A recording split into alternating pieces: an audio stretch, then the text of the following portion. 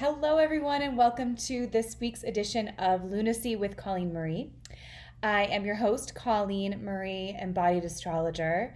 If you have any interest in checking out my website, it's colleenmariehealing.com. And as you know, this is a weekly check-in of what's going on astrologically for the next week. So this runs from Friday to Thursday. So for this particular week, it's from April 24th to April 30th, or 29th. By the way, guys, I'm coming to you from Salt Lake City, Utah. I've spent the last week or so in beautiful Moab, Utah, at a horse ranch with my husband and my two kids and my new in-laws, and it was amazing and beautiful and magical. And if you can get away, I highly, highly recommend that you do. We all need it as a collective. All right, so let's go ahead and jump in. So first of all, we start with today, Friday, a stellium in Taurus. A stellium means when we have several planets all in the same sign. So right now we've got the Sun, Uranus, Venus, and Mercury all in the sign of Taurus. So what does that mean? Right now, the focus is going to be a lot on our one-to-one relationships, whether that's with our significant others or anyone in our lives that we have those type of tight one-to-one relationships with.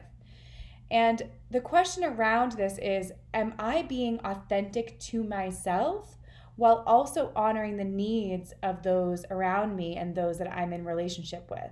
So that's a big theme and lesson as we enter into this particular week. You'll be feeling also this intellectual curiosity because Mercury's here. Your energy might be a little high. It might be a little like sparkly. That's both Mercury and Uranus are known to be kind of electric signs. So when they're together in the same area of our chart, we can expect there to be a little bit of electricity going through our bodies. And remember that there's a lot of unexpected that can happen whenever we have Uranus involved. So we may be dealing with themes that all of us can understand, but the way that it shows up for each of us is going to be very, very different. Mercury is the planet of, Uranus is the planet of just completely unexpected things that help bring us back to our alignment and our truth.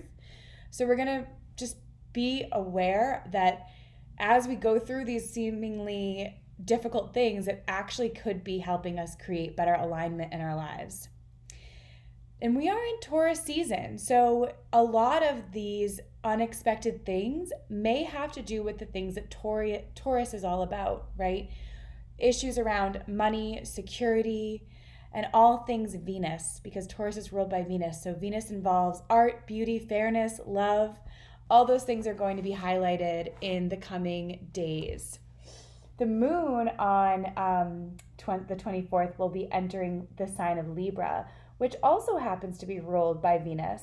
So here we're again seeing this focus on how are we showing up to our emotions while also honoring those of the people around us?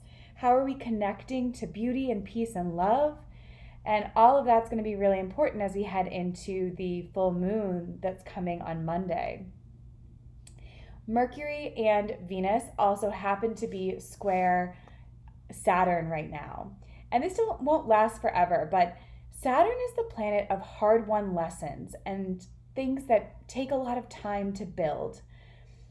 Timing issues and delays may affect us, especially when it comes to our relationships, again, because we've got Venus involved, and also our ability to communicate with those we love.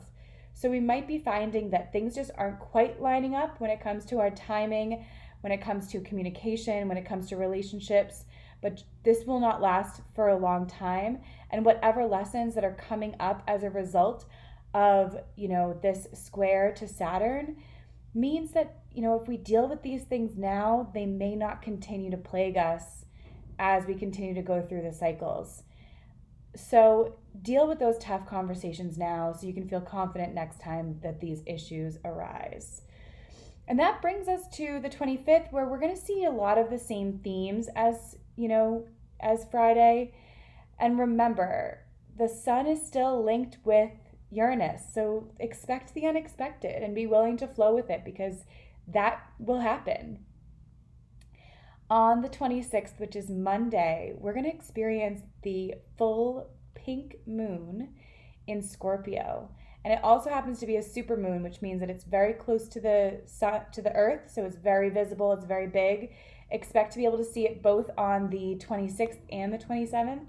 The actual full moon happens at 11:32 p.m. Eastern Time. And what happens at every full moon is kind of a full expression of the themes of that particular lunar cycle. And remember, the new moon, which began this lunar cycle for us, was in the sign of Aries. And both Aries and Scorpio are very intense signs. So this is an intense lunar cycle for all of us. Aries tends to be more intense about getting things started, getting things moving, headed in the right direction, getting things off the ground, action. Whereas Scorpio is intense more in the way of our emotions. And this can really, Scorpio is perhaps the most emotionally intense sign of the entire zodiac, but they would never admit it. Scorpios are good at keeping their cards close to their chest. So whenever we have the moon here, we can expect to be feeling a lot of emotions, maybe a little bit of overwhelm, maybe a little bit of jealousy or fear. Scorpio is also known for being a very primal sign, so expect issues around instinct and these things that are run very, very deep. That's going to all come up during this full moon. We might expect to have some crazy dreams or even nightmares, but just know that whatever is being dredged up from the depths of our psyche is being brought to the surface so that we can heal it and transform it. And Scorpio is the sign of transformation. So expect that, things are going to have to get a little murky before they can be light again. That's the way the world works. So, the other piece of this full moon is that it is in the polarity of Taurus and Scorpio. It's Taurus season. Scorpio is its opposite, sign in the zodiac. And that polarity is kind of an axis of security. Taurus really wants everything to be fixed and stable. And Scorpio also wants the same, security, but Scorpio is willing to kind of move things and control things and manipulate things to make them secure. Whereas Taurus is more like, I just want everything to stay exactly as it is. So that those two energies are at war right now. Not at war, but they're both trying to be expressed with a full moon. So it's going to be a time of focus on issues around security and money and finances. All of that's going to be really important to us during this full moon. And just because, our emotions are on this higher octave doesn't mean that we're going to be able to be really open and talk about it. So both Taurus and Scorpio are considered to be yin energies, more feminine. They're better at receiving and sitting with something than they are about acting on it. They tend to maybe brood a little bit, so just be cautious of that. But it also reminds us that this is a good time to spend some time alone and get away from, other people's influence and really focus on, well, what are the issues that are coming up for me and how can I integrate them in a way that is for my highest and best. And again, with Mercury and Venus being drawn into this polarity, we have these concerns and challenges in communication that could reach their apex at the full moon in potentially a very unusual way, because we've got Uranus in there too. So again, just be cautious of, how you're relating with others, how you're communicating. Know that you're going to get some unexpected news this week. I'd love to hear from you if that is actually the case too, to kind of, help us all recognize that these things that happen in the stars are reflections of what's happening here on Earth. And it may seem far-fetched, but it's the reality. And we're all going to, it's nice to have astrology to kind of keep us in alignment and to keep us prepared for what's going to show up. The moon is also at a tough angle to Pluto, which just amplifies the themes of Scorpio, because Pluto rules Scorpio. So that was intensity and a desire to shapeshift, to control, to transform. Deeper issues that we tend to avoid, things like taboo subjects like sex and drugs and death and, magic and the occult, like all of these things that we don't always talk about openly are going to be kind of roiling beneath the surface and wanting to be talked about, wanting to be expressed. So again, it's not to drag us down, but to help us understand the fragile yet miraculous human condition that we all have in common that has a lot deeper instincts, and there's this depth to who we are that if we ignore it all the time and never give it expression, that's when it comes back to bite us. But when we're honest about it and when we see our own triggers and we see our own issues around the things we deny about who we are, and instead integrate them, welcome them, give them a seat at your table, you're going to be able to heal and, be prepared for when they do rear their heads. So this is a really good time to take that introspection, to focus on all of that in any way you can so that you can really maximize the healing that's possible during this incredible full moon. Now, I realize everything I've been kind of saying has been kind of on the negative side, but I want to mention we also have a, really happy issue. Oh, I forgot to mention Saturn, because the moon and the sun are also at a hard angle to Saturn right now. As I mentioned that a little bit earlier, it creates those lessons, those hard-won lessons. And it's just, I think, an indication that whatever difficulties we're encountering with this full moon are things that we may have faced before. They're themes of learning lessons around this particular issue. So as they show up for us in this weekend and, on Monday and moving in through this week, whatever themes we're noticing, it's so important that we acknowledge them for being important, right? So they're important that they're important. But you know what I'm saying? Notice that these are significant lessons for us, and that if we can integrate them and heal them and acknowledge them now, again, we're not going to have to continue to be on this same wheel, and we'll be moving forward. So thankfully, like I mentioned, the news isn't all bad. We do have a beautiful grand trine in water. So what that means is that there's 3 planets in water signs, which in this case are in all cases are Scorpio, Cancer, and Pisces. And we have planets in each sign that are at a nice angle to each other, a very harmonious angle. So luckily, we've got some flow we're working with here. Anytime we have a water trine, we can expect to feel a lot of emotional connection, as well as connection to our intuition. That's going to be highlighted for this full moon. So if we can find a way to tap into and listen to our intuition while going through some of this intensity, we're going to be able to face it with a little bit more strength, a little bit more stability, and a little bit more calm and ease. And I think that's really important, especially with all this intensity. So I think a great way to integrate this full moon would be by letting your creative juices flow. Dive into the depths of your psyche. It's a great time for, book a reading, maybe with myself or someone you trust. It's a great time to play with maybe tarot yourself or other spiritual pursuits. It's also just so important that we find that time alone to rejuvenate. As I mentioned, try not to brood, but tap into that yin receptive energy and find a way to ground all of the intensity that we might be facing as we go into this full moon. Which, by the way, speaking of intensity, on Tuesday, the 27th, we're heading into the first retrograde in 6 weeks. So retrograde means that a planet is moving backwards in the sky, not really moving backwards, but it appears to be from our vantage point on Earth. Almost every single celestial body goes into a retrograde period at some point of the year. But as it turns out, for the last 6 weeks, not a single planet has been retrograde. So we've been able to really have this forward momentum that, not that it's screeching to a halt, because it isn't, but we're going to be facing some more internal issues versus being able to only focus on, well, what do I want to get done? What do I want to accomplish out in the world? some issues are going to come up internally. And this particular retrograde happens to be the planet of Pluto.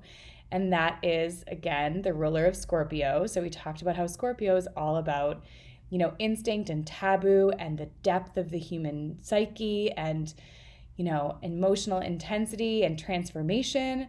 So when Pluto goes retrograde, all of those things become a little bit more heightened. And granted, Pluto is a very slow-moving planet, so it's going to be retrograde for about 6 months. So when we see that, it doesn't mean that you personally are going to experience crazy changes in your life. If anything, you can expect that this will affect you during certain specific times in your, chart, and I can help you if you'd like some more information on that. But nonetheless, as a collective, we're going to experience this and notice it and see it in some way, shape, or form.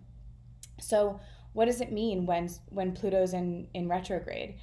It's just a reminder, right? So anytime that any of us has wanted to transform, in order to truly transform, and I mean like to change something about ourselves or to go really deep on something and see a different side of who we are at the end, in order to get there, we've probably had to hit rock bottom first.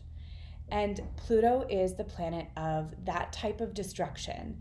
And so we may experience some destruction in order to beget creation. Death is what new life springs from. So as we go through the next 6 months, we might find that certain things are having to kind of die away as a collective, but also within ourselves. And in doing so, it creates fertile ground for the new to come in. But it can be a little destructive in the meantime. So just being prepared for that is really all we can do. And as I mentioned before, really being introspective and curious about the issues that we have that tend to be things we deny or things we suppress or things we pretend aren't there. Those innermost desires, those innermost issues that we all have in common. It's when we ignore them that they become bigger than they deserve, and when we're actually giving them power. But by acknowledging them, noticing the sides of ourselves that are imperfect or jealous or intense or controlling or manipulative, and owning that we all have those things in common, hopefully that can help us bring some more clarity, some more balance, and some more acceptance into our lives. Because when we accept who we are, we're truly able to accept others for who they are as well. And that is where so much of the healing happens. That's where the transformation really comes from. So that is what this Pluto retrograde is going to be about. So just know that, we're heading into a retrograde, so things might feel a little like clunky. They might not be moving forward the way that we want them to, especially when it comes to those issues I mentioned. And then we move into the 28th, which doesn't have a lot of crazy stuff going on astrologically, which is great. It's also a void moon, which basically is a great time to finish up any issues that we've been putting off.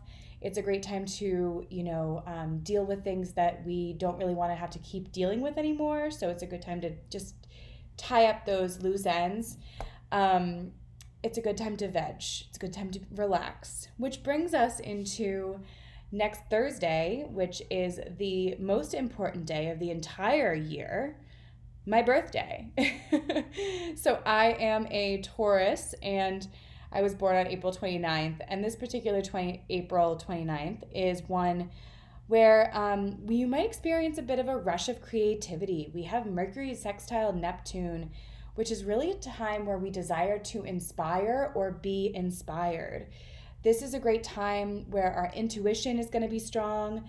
We also might want to express our creativity and create art of some sort. And just like the day before, it's a good time to relax. So I'm going to take my own advice because as a Taurus, I know how to relax, #self-care. And we all know how important it is to take care of ourselves first. So I hope that you go into the end of next week in a more relaxed place after an intense full moon that hopefully brings up some things to transform, that you can do so graciously because you've now been warned. All right, everyone, I hope you enjoy your week. I would love to hear from you, so please reach out if you have any questions. And I will talk to you soon next time back in Massachusetts. Take care.